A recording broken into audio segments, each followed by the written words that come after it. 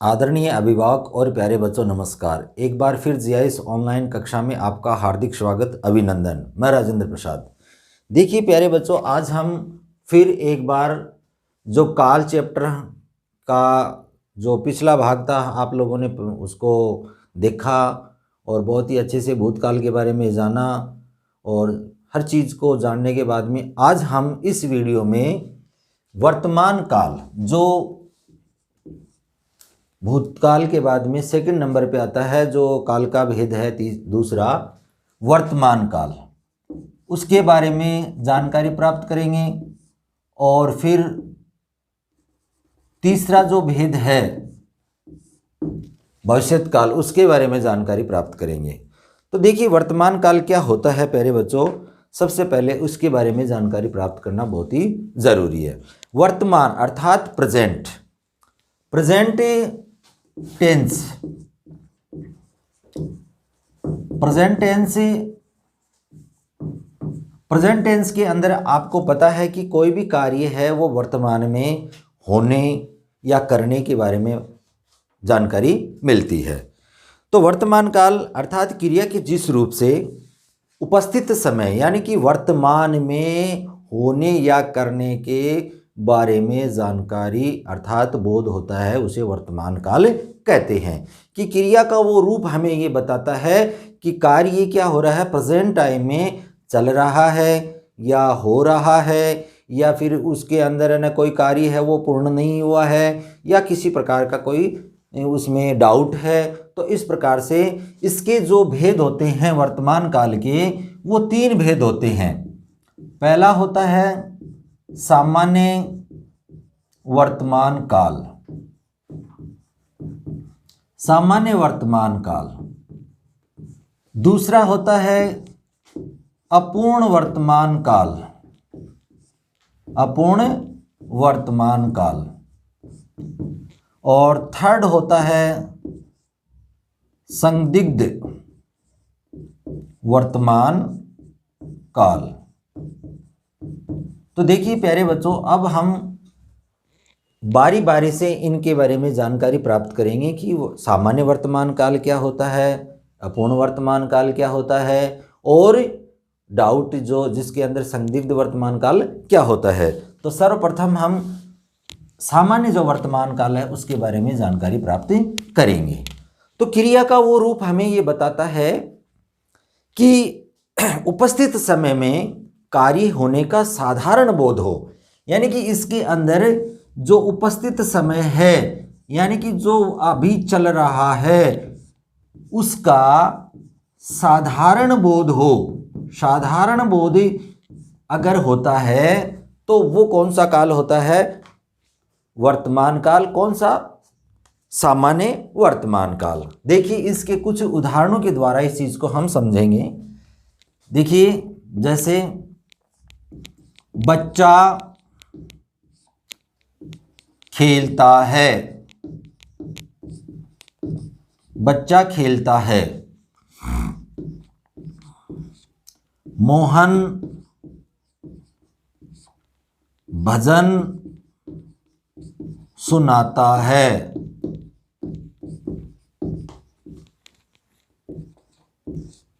सीता कपड़े धोती है। फोर्थ, पिताजी अखबार पढ़ते हैं। ये कुछ ऐसे उदाहरण हैं जिनके द्वारा इस चीज़ को हम समझेंगे कि सामान्य वर्तमान होता क्या है। तो देखिए प्यारे बच्चों, इसके अंदर फर्स्ट जो सेंटेंस है उसके अंदर हम देखते हैं कि क्रिया का रूप है वो क्या है, खेलता है। खेलता है तो ता ते ती। देखिए इस काल की क्या विशेषता है, वाक्य के अंत में ता है, ती है और ते हैं, ते हैं। अगर ये आते हैं किसी भी वाक्य के अंत में तो इसका मतलब ये है वो सिंपल प्रेजेंट टेंस है, अर्थात वो क्या है, सामान्य वर्तमान काल है। अब देखिए, मोहन भजन सुनाता है, तो ता है, इसका मतलब ये भी क्या है, सामान्य वर्तमान काल है। नेक्स्ट, सीता कपड़े धोती है, धोती है, इसका मतलब ये भी क्या है, सामान्य वर्तमान काल है। पिताजी अखबार पढ़ते हैं, तो पढ़ते हैं, ते हैं, इसका मतलब ये भी क्या है, वर्तमान काल है। तो कहने का मतलब यही है प्यारे बच्चों कि क्रिया का वो जो रूप होता है उसे उपस्थित समय यानी कि वर्तमान काल के अंदर कार्य की साधारण जानकारी अर्थात साधारण बोध होता है, उसको हम क्या कहते हैं, सामान्य वर्तमान काल। नेक्स्ट जो मैंने आप लोगों को भेद बताया था वो था कौन सा, कि अपूर्ण वर्तमान काल। अपूर्ण वर्तमान अर्थात नाम से ही हमें ये पता चल रहा है कि वर्तमान काल के अंदर वो कार्य पूर्ण नहीं हुआ, अर्थात क्रिया का वो रूप ये हमें बताता है कि कार्य संपन्न तो शुरुआत तो हुई उसकी, लेकिन वो वर्तमान काल में पूरा नहीं हुआ। तो देखिए, सेकंड है अपूर्ण वर्तमान काल कि उपस्थित समय में कार्य का पूरा न होना पाया जाए, अर्थात कार्य है वो पूरा नहीं हुआ है उस काल के अंदर, तो उसको हम क्या कहते हैं, अपूर्ण वर्तमान काल, अर्थात प्रेजेंट है वो लेकिन कंटिन्यूस है, उसके अंदर प्रेजेंट कंटिन्यूस टेंस कहते हैं उसको। तो देखिए, जिसके अंदर प्रेजेंट अर्थात वर्तमान है लेकिन उसके अंदर भी क्या है, कंटिन्यूस, अर्थात वो कार्य पूरा नहीं हुआ। तो इसके अंदर हम कुछ उदाहरणों से इस चीज़ को समझेंगे। जैसे फर्स्ट है कि सीता भोजन पका रही है, भोजन पका रही है। नंबर 2, बच्चे क्रिकेट खेल रहे हैं।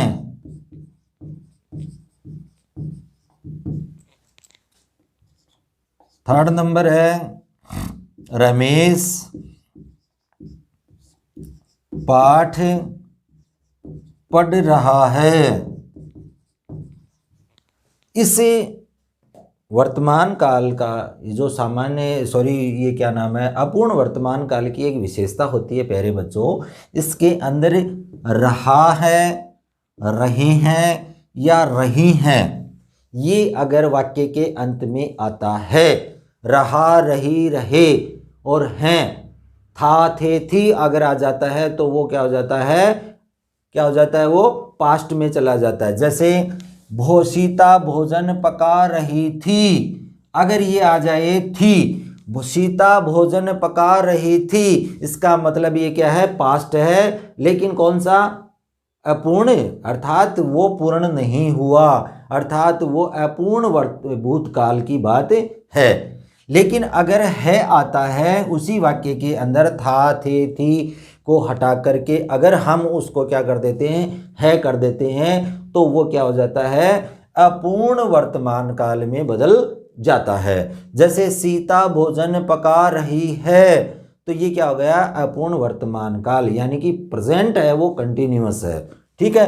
फिर है बच्चे क्रिकेट खेल रहे हैं, खेल रहे हैं, अर्थात ये कार्य अब भी क्या है, प्रारंभ है, चालू है, उसको ये कह सकते हैं साधारण भाषा में कि वो पूरा नहीं हुआ है। नेक्स्ट, रमेश पाठ पढ़ रहा है, अर्थात उसका पाठ जो पढ़ना है वो जारी है, वो पूरा नहीं हुआ है, वो कंप्लीट नहीं हुआ है। इसलिए इस तरह से अगर आपको कोई वाक्य मिलते हैं तो उन वाक्यों के अंदर हम क्या कह सकते हैं, कौन सा है, अपूर्ण वर्तमान काल। अगर इनकी जगह, है की जगह अगर जैसे बच्चे क्रिकेट खेल रहे थे, ये क्या हो गया, अपूर्ण भूतकाल हो गया। रमेश पाठ पढ़ रहा था, ये क्या हो गया, अपूर्ण भूतकाल हो गया। तो ये अगर था, थे, थी, अगर ये किसी वाक्य के अंत में रहा, रही के बाद में आते हैं तो अपूर्ण भूतकाल है। और अगर इनके स्थान पर अगर इनको हम हटा करके और है या हैं अगर ये कर देते हैं तो वो क्या बन जाता है, अपूर्ण वर्तमान काल बन जाता है। तो इस प्रकार से हमने जाना कि क्रिया के जिस रूप से हमें जिसके द्वारा कार्य अर्थात क्रिया चलते रहने का बोध हो कि कार्य है वो या क्रिया है वो क्या है, चल रहा है और कंटिन्यूअस है, जारी है, वो पूरा नहीं हुआ है, तो उस दिशा में उसको क्या कहते हैं हम, अपूर्ण वर्तमान काल। नेक्स्ट बात करेंगे हम थर्ड नंबर की, वो कौन सा होता है, संदिग्ध वर्तमान काल। संदिग्ध कि उसके अंदर क्या है, डाउट है, शंका है, संदेह है, वो क्या होता है, संदिग्ध वर्तमान काल। नंबर थर्ड देखिए, संदिग्ध वर्तमान काल, डाउटफुल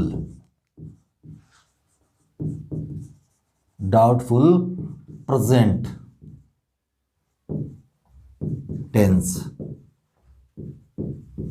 डाउटफुल प्रेजेंट टेंस अर्थात इसके अंदर शंका होती है, कोई भी रहा, रही, रहे या ता, ते, ती और उनके आगे होगा, होगी, होंगे अगर हम जोड़ देते हैं तो वो क्या बन जाता है, डाउट हो जाता है, डाउटफुल में आ जाता है। जैसे ता होंगे या ता होगा, होंगे या होगी, ठीक है।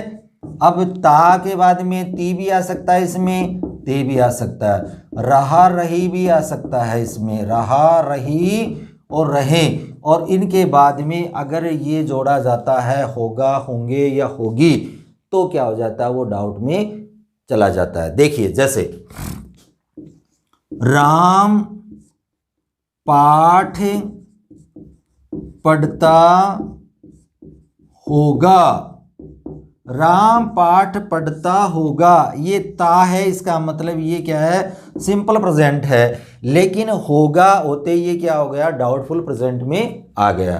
क्यों, क्योंकि इसमें क्या होगा, शंका हो गई, डाउट हो गया, संदेह हो गया। तो इस प्रकार से हम कह सकते हैं कि इस वाक्य में क्या है, डाउटफुल प्रेजेंट टेंस है। राम पाठ पढ़ता होगा, बच्चे शोर मचाते होंगे, बच्चे शोर मचाते होंगे अर्थात इसमें हम ये कह सकते हैं कि शायद बच्चे हैं वो शोर मचाते होंगे, उसमें ये नहीं कह सकते कि वो चुपचाप बैठे होंगे। तो इसका मतलब इसके अंदर क्या है, डाउट की बात है प्यारे बच्चों। तो जहां पर एक और भी सेंटेंस जैसे बच्चे पतंग उड़ा रहे होंगे, देखिए इसके अंदर भी हम देख रहे हैं कि रहा, रही, रहे, इसका मतलब ये क्या है, कंटिन्यूअस, ठीक है। लेकिन इसके अंदर भी हमने क्या कर दिया, थोड़ा डाउट कर दिया कि बच्चे पतंग उड़ा रहे होंगे, इसका मतलब उसमें श्योर नहीं कह सकते कि बच्चे पतंग उड़ा रहे ही हैं, वो कोई और दूसरा काम भी कर रहे होंगे। तो इसका मतलब जहां पर ता, ती, ते, रहा, रही, रहे और उसके बाद में होगा, होगे या होंगी अगर ये शब्द जोड़ दिए जाते हैं तो वो क्या बन जाता है, डाउटफुल प्रेजेंट टेंस में बदल जाता है। तो इस प्रकार से हमने प्रेजेंट के बारे में जाना कि वर्तमान काल क्या होता है, यानी कि उपस्थित समय में या वर्तमान काल में जो उपस्थित मतलब प्रेजेंट चल रहा है वो समय, और उसके अंदर वर्तमान काल में कार्य होने या करने के बारे में जानकारी या बोध होता है, उसे हम क्या करते हैं, प्रेजेंट टेंस कहते हैं। जो तीन भेद मैंने आप लोगों को बताए, सिंपल प्रेजेंट होता है, कंटिन्यूअस प्रेजेंट होता है और डाउटफुल प्रेजेंट होता है। तो ये थे 3 इसके भेद। अब हम जानेंगे उसके बाद में थर्ड जो भेद होता है या थर्ड जिसके बारे में प्रकार होता है काल का, वो होता है भविष्यत काल, यानी कि फ्यूचर टेंस। तो फ्यूचर टेंस के बारे में अब हम पढ़ेंगे कि फ्यूचर टेंस होता क्या है। तो देखिए प्यारे बच्चों, थर्ड जो नंबर है भविष्यत काल। भविष्यत काल अर्थात फ्यूचर टेंस। फ्यूचर टेंस, अब मैंने आप लोगों को शुरुआत में बताया था कि इसके कई बुक्स के अंदर है ना 3 भेद दे रखे हैं, कई बुक्स में इसमें 2 भेद दे रखे हैं। आपकी जो बुक है उसके अंदर 2 ही भेद दे रखे हैं, लेकिन मैं आपको तीनों जो भेद हैं वो अच्छे से समझाऊंगा। इस चीज़ को अच्छे से आप है ना वो समझें और जानें कि क्या है भविष्यत काल और किस इसके भेद कौन कौन से होते हैं। तो देखिए प्यारे बच्चों, भविष्यत काल यानी कि फ्यूचर टेंस, यानी कि कार्य है वो आगे आने वाले समय में होता है। यानी कि कार्य है वो अभी ना तो वर्तमान काल में चल रहा है और ना बीते हुए समय में पूरा हुआ है, अर्थात वो क्रिया है, वो रूप हमें बताता है कि ये जो कार्य है वो आगे आने वाले समय में क्या होगा, पूरा होगा या नहीं होगा, उसमें डाउट है, या एक क्रिया है वो दूसरी क्रिया पर निर्भर है। तो इस प्रकार से हम भविष्यत काल के बारे में ये कह सकते हैं कि वो कार्य है वो आने वाले समय में होगा। जैसे कि बच्चे विद्यालय जाएंगे। अब विद्यालय जाएंगे, अब ये जाएंगे क्रिया का रूप हमें क्या बता रहा है, ये क्रिया का हमें ये रूप बता रहा है कि ये कार्य है या क्रिया है वो आने वाले समय में होगी। ठीक है, अब इसके अंदर है ना मैंने आप लोगों को बताया कि 3 भेद होते हैं इसके। तो सभी के अंदर जो प्रथम जो या भेद होता है वो होता है सामान्य। तो सामान्य भविष्यत काल, सामान्य भविष्यत काल, सामान्य भविष्यत काल यानी कि सिंपल फ्यूचर टेंस। सिंपल अर्थात इसके अंदर हम ये बात कह सकते हैं कि साधारण बोध होता है भविष्यत के बारे में, यानी कि आने वाले समय में, आगे आने वाले समय के अंदर जो कार्य है उसका साधारण बोध होता है। जैसे मैं जयपुर जाऊंगा, ठीक है, बच्चे कल खेलेंगे, मम्मी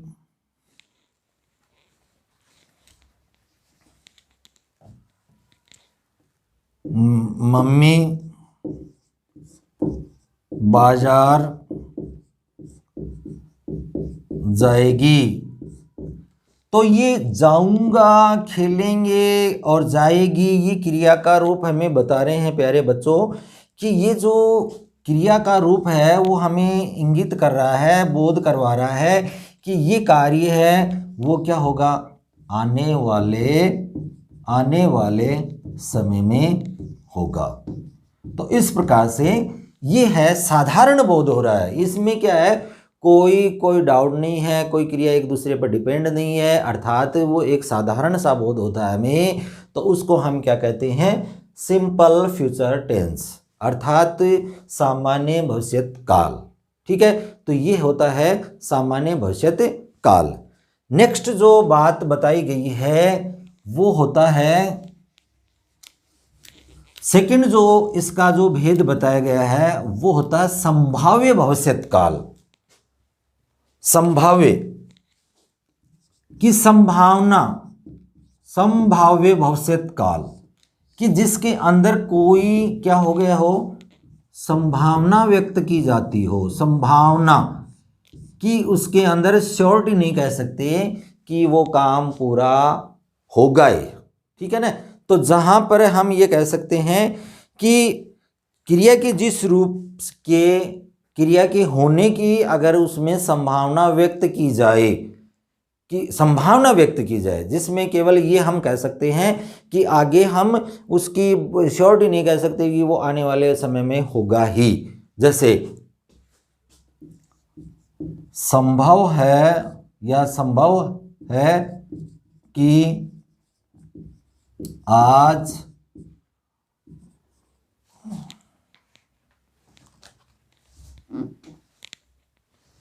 धूप निकलेगी, निकलेगी, संभव है निकलेगी, अर्थात वो क्या है, इसमें बिल्कुल ये नहीं कह सकते कि अब इसके अंदर जरूर होगा, यानी कि निकल भी सकती है और नहीं भी निकल सकती, अर्थात केवल क्या कर सकते हैं, हम संभावना व्यक्त कर सकते हैं। संभव है कि आज वर्षा होगी, कि संभव है वर्षा होगी, शायद आज पिताजी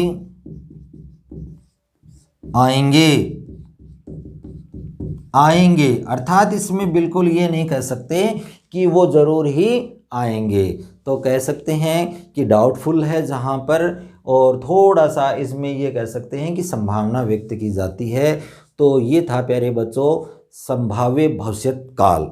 अब इसका जो अंतिम भेद बताया गया है, वो जो आपकी बुक के अंदर नहीं दे रखा है, वो अब हम पढ़ेंगे कि हेतु भविष्यत काल, यानी कि जो भविष्यत काल है उसका तीसरा जो भेद बताया गया है। जिस प्रकार से हमने भूतकाल के अंदर हेतु मद भूत पढ़ा था, वैसे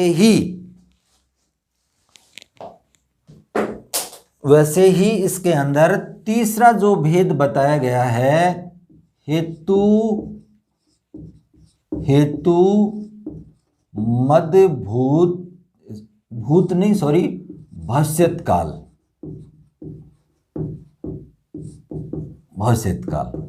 हेतु यानी कि एक क्रिया दूसरी क्रिया पर क्या होती है, डिपेंड होती है, यानी कि कारण और कार्य एक दूसरे पर क्या होते हैं, निर्भर होते हैं, कि एक कारण ये हुआ इस वजह से ये कार्य नहीं हुआ, ये कार्य अगर होता तो ये भी होता। तो जहाँ पर एक क्रिया दूसरी क्रिया यानी कि कारण और कार्य एक दूसरे पर निर्भर हों, और वो भी भविष्य में, ठीक है ना, वो भी भविष्य में, तो हम क्या कह सकते हैं, उसको हेतु भविष्यत काल कह सकते हैं। जैसे तुम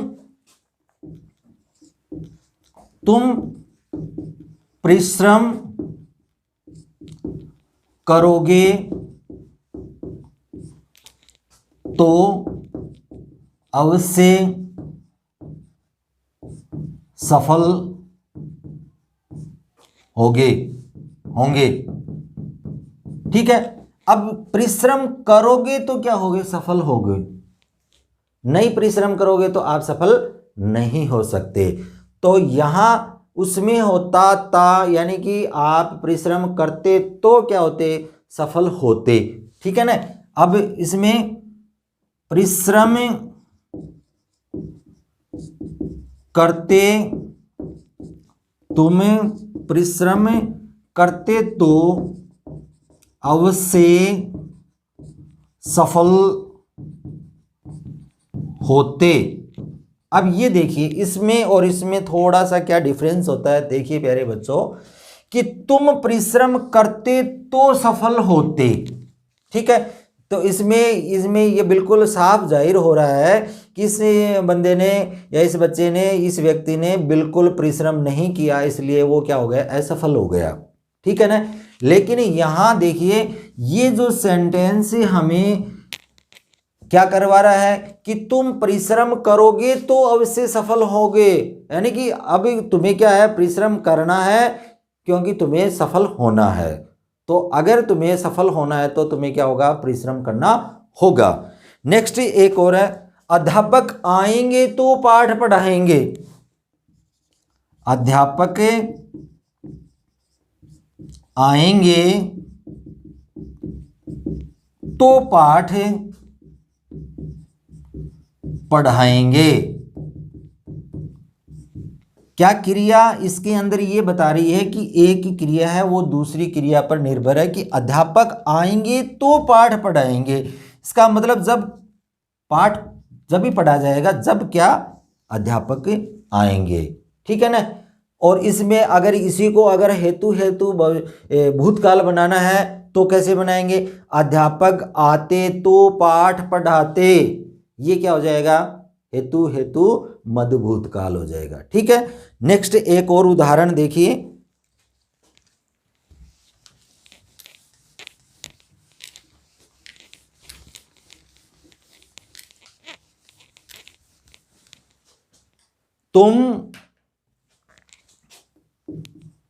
तुम दान करोगे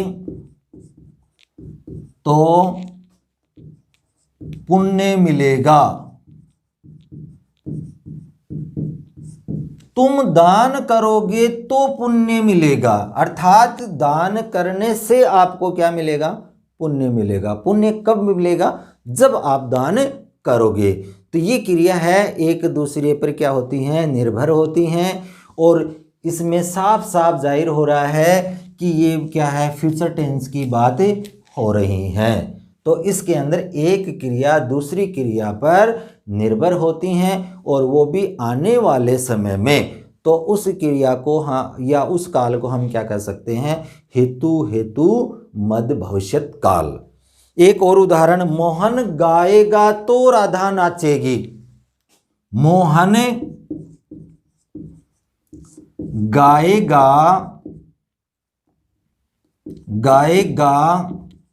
तो राधा नाचेगी। अब राधा कब नाचेगी, जब मोहन गाएगा।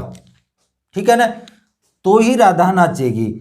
मोहन गाएगा तो ही क्या होगा, राधा नाचेगी। ये भविष्य की बात है, फ्यूचर की बात है। अब इसके अंदर अगर इसी को भूतकाल में बदलना हो तो कैसे बदलेंगे, मोहन गाता तो राधा नाचती। ठीक है ना। अब इसको हम क्या कर सकते हैं, हेतु भूतकाल में कैसे, मोहन गाती तो राधा नाचती। ये क्या हो गया, ये हो गया हेतु मद, ये भूतकाल में चला गया है। तो इस प्रकार से हम इन सेंटेंस को क्या कर सकते हैं, बदल सकते हैं। मोहन